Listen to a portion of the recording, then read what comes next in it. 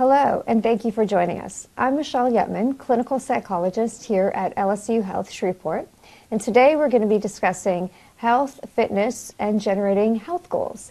And I'm joined in the studio with Dr. Marie Morgan. Thank you so much for joining me. Of course. Could you first introduce yourself to our viewers, let us know your background? Sure. My name is Marie Vazquez Morgan. I currently serve as a director for institutional wellness.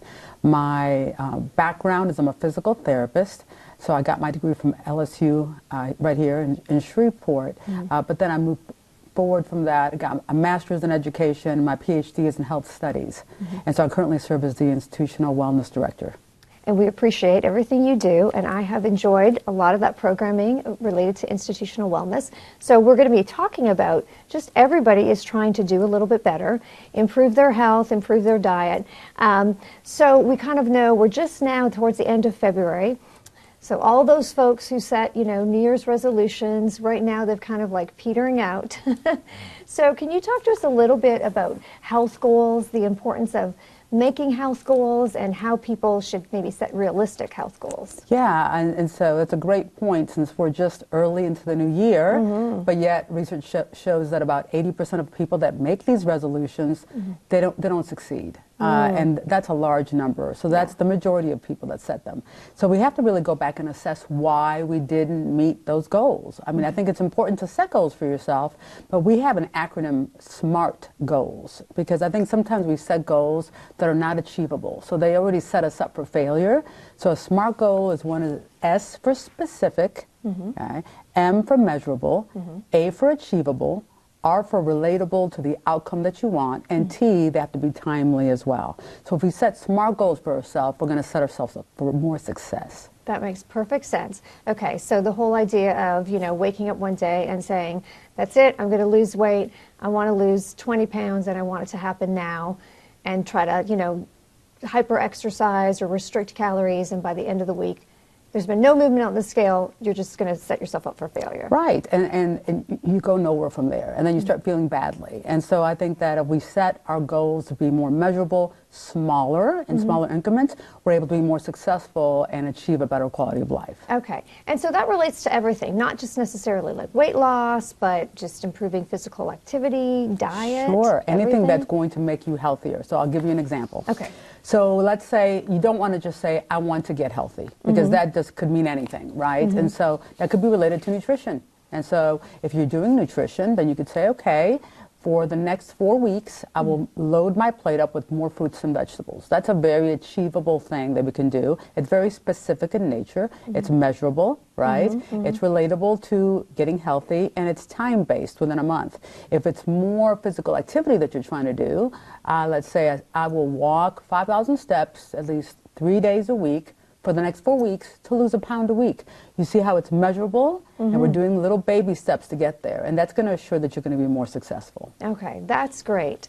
And I thought about what you were saying about you have to look at, why your goals failed, but also even backing it up, like why we want to do this in the first place. So can you speak to a little bit about mindset and maybe setting intentions and realistic mindsets before we even start on one of these improving health programs? Yeah, I think that our mindset is always outcome-based. And don't get me wrong, it's not bad, but I think that we have to, as far as our health, we have to really look at it as a journey. Right? Because quick fixes rarely work. Right. I mean, fad diets. Absolutely. Okay. I mean, any diet that you can go on will make you lose weight, but is it the healthiest thing for you, and is it sustainable? And many times it's not sustainable. So if we look at it as a health journey, because we didn't get where we are in just a week, it's going to take more than a week to get there. And so I always say mindset is crucial to really look at the journey that you're going on, to make it a healthy lifestyle and not just a quick fix. Okay, and I was thinking of fad diets and stuff, and like anybody can do anything for a month. But how do you stay motivated to, even if it's just the walking the steps, of one small, one measurable thing I want to do, I want to increase my walking, how do we stay motivated to keep on after month 2 and month 3? How do we continue that? Well, I think, again, taking baby steps will allow us to be successful. And if we're successful, we can stay motivated, right?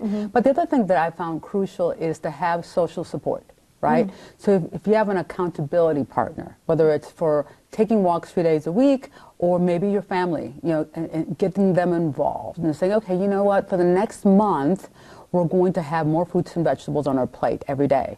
We are going to maybe not take in sugary drinks, and we will be drinking more water, or things like that are very simple, but yet if everyone's on board, again, you're much more apt to be successful. Absolutely. I think of all the mental energy it takes to resist. So Yes. if you're trying to increase your fruits and vegetables, but your partner has pizza or Oreos, it's so hard that they're kind of, but if they can be out of sight, out of mind, or people just to support you with your goals, that would really make a difference. Yeah, I mean, I always say, and I'm that way too, and we're all in the same boat. And so people say, well, how do you not eat those things? And I said, the easiest way is to not have them in the house.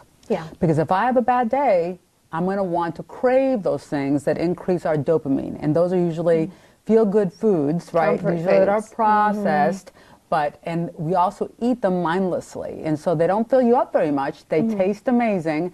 So it boosts our dopamine. And next thing you know, you've ingested over 800 calories of saturated or trans fats, high in sodium, high in sugar, and it derails everything you've been doing. Right. They're just so calorie dense, and then they fuel that reward center in the brain where you just want more and more.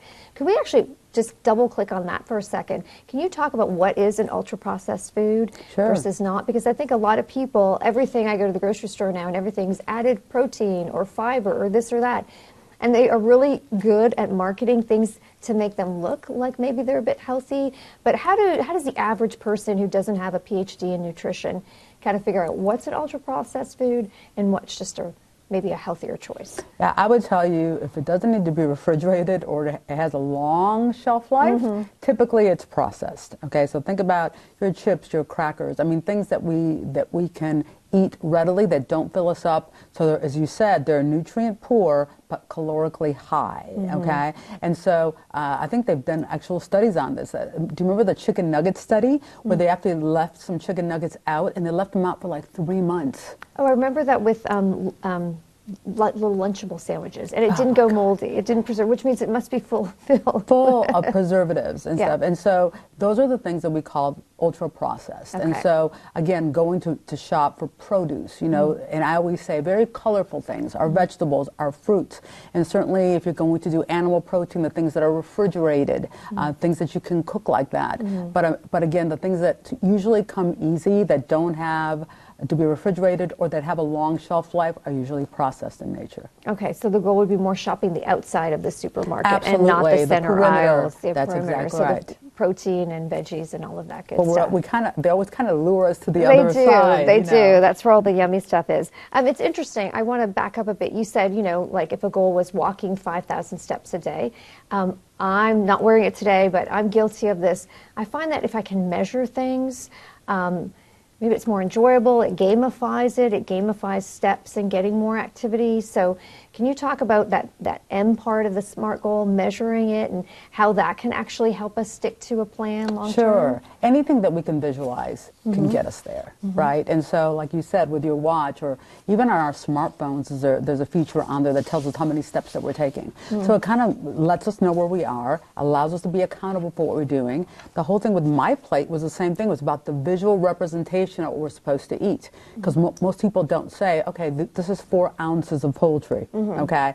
However, if we know what it looks like, a deck of cards, or what our plate is supposed to look like, it can really help us move forward with those goals. And so I think that all those things that help us, whether it's a smart watch, like you said, our phones, or even recipes that we can do online that are very easily to access, are all things that are going to help us to move forward with the goals. That's great. That's great. I kind of have the policy of no elevator if I can avoid it, Yes. which is it's amazing how many extra steps you can get just by taking stairs instead of the elevator. Yes. Just little things like I that. love that you said that, because that's what I tell my patients all the time. If you want to increase what you're doing, right, look where you currently are. So look at your current habits. So if you're going to be taking the elevator all the time, then that can be a goal. For the next month, I will not take an elevator. That's called incidental activity. So that counts toward the 150 minutes that they require us to get for physical activity in order for us to stay heart healthy. Part further away from where you're going, extra steps there, right? Do sit to stands or squats in between commercial breaks. There are little things that we can do on a daily basis to increase our physical activity. Okay, I do the same thing with meal prep, right? Because that's really difficult. I love meal prep. I know we don't have time many times to get these things in, right? That's, I think, the biggest concern that people have is that, well, number one is they're not motivated to do it. And that's a little bit tougher, right? Because everyone has different motivations. But the other one is time. We don't have time to do it. And I tell people we all have the same 24 hours in our day, right? But we have to be smart about what we're doing. So if it's one day a week that you have more time, that's when you go grocery shopping and you meal prep. And plus the way groceries are these days, it's going to be much more feasible for you to do that and spend less money than going out to eat. So it's going to hit your pocketbook in a better way as well. But more than likely you'll also eat better doing that. But yeah, if we can be much more intentional about doing these things, we set appointments for everything else, but we have to be intentional about wellness as well. So that's really goes to the mindset of kind of making the decision to kind of prioritize health. And it doesn't have to be, you know, for vanity reasons. It's like longevity or whatever your goal is, being able to play with grandchildren. Or I like the idea of compressing. You know, we all are living longer. Modern medicine seems to keep us alive longer, but a lot of times you can be in ill health. So the more you can maintain healthy movement and diet, you can kind of compress your sickly years, so to speak. So kind of everybody, I guess, has to decide what their motivation is before they start the journey. I agree, and I think it's even more important as we age, and I can certainly say that getting to my age now when I have a grandchild. So although I may not be doing exercise for weight loss, I have to build muscle because he weighs 30 pounds now, and just it's exhausting for anyone that has a grandchild that's a little bit older. So that's one thing, right? But as we age, there are some natural processes that occur. Unfortunately, one is something we call sarcopenia, where we lose muscle mass. And this is a natural process. Right. It really starts early, around 35 or 40 years, okay, is when we start losing muscle. And by the time you reach around 50 or so, you can lose up to 10% every decade. That's very frightening when you're thinking about that much muscle loss, because that's going to then in turn make us not be as functional as we once were.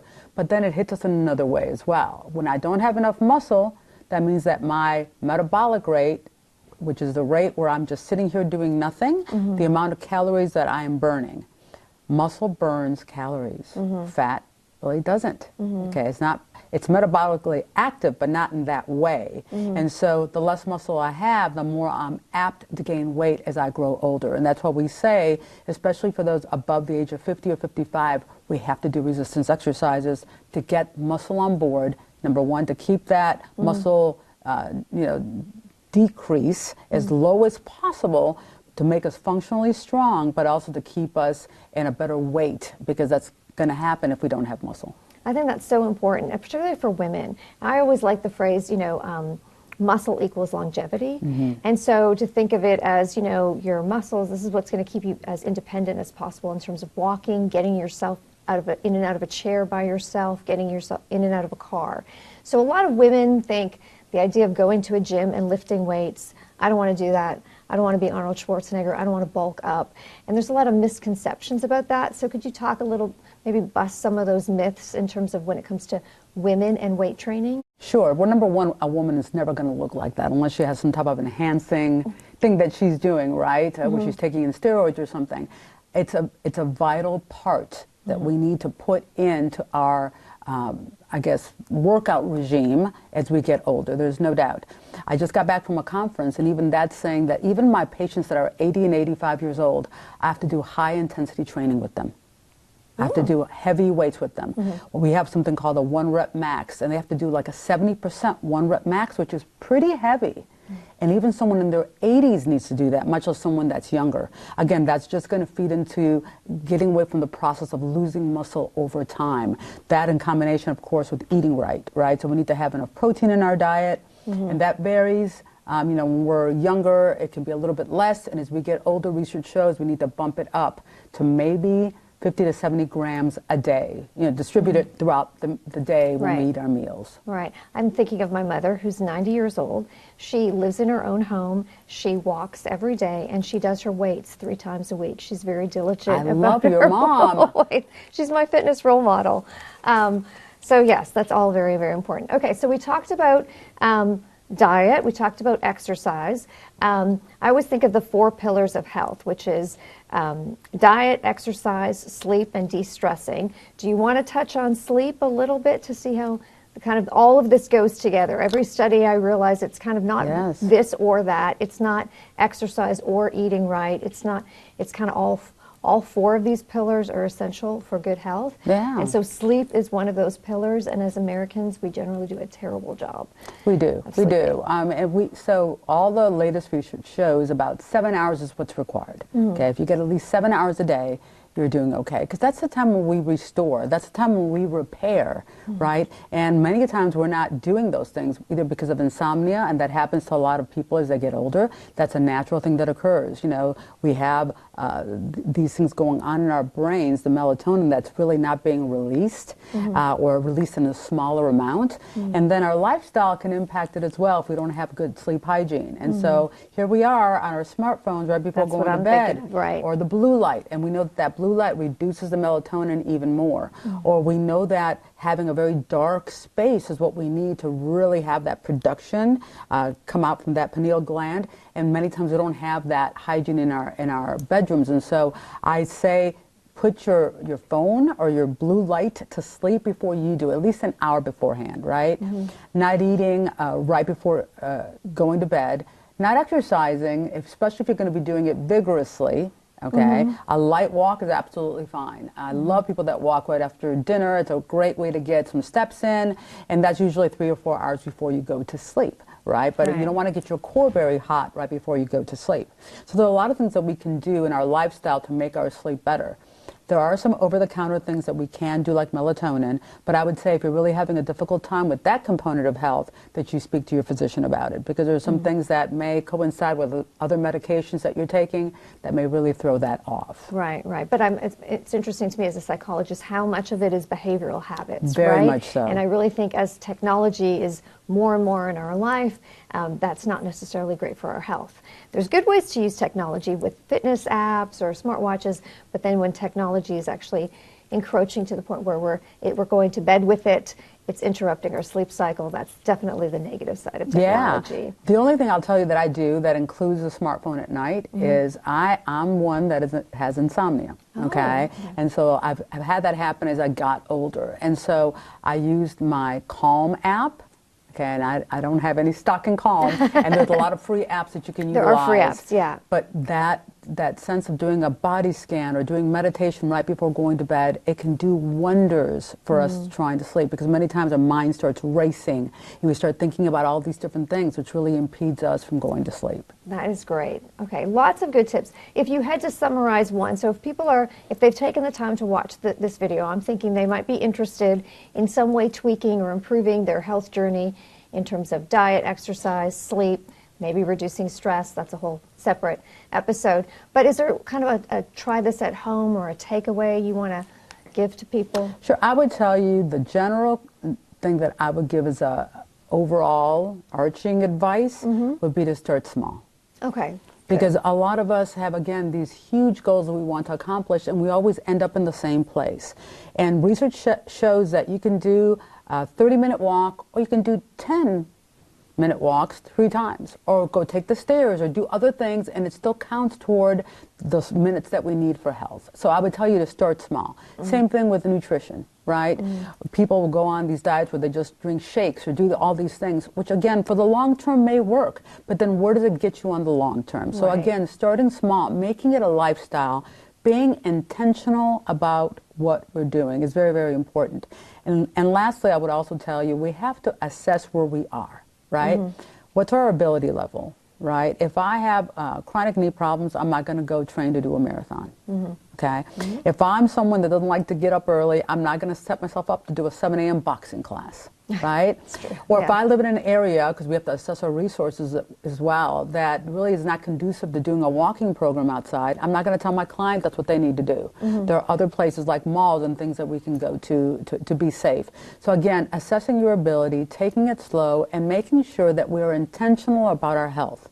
Because if we're not going to do it, no one's going to do it for us. And we can't be that wife, the husband, the mother, the child, the parent that we want to be, right, unless we're taking care of ourselves. So being intentional, knowing that we owe it to ourselves is very, very important. I think that's a great takeaway message. Absolutely. Start small, and you deserve it, and very valuable. Well, thank you so much for this information, and thank you for joining me. Thank you.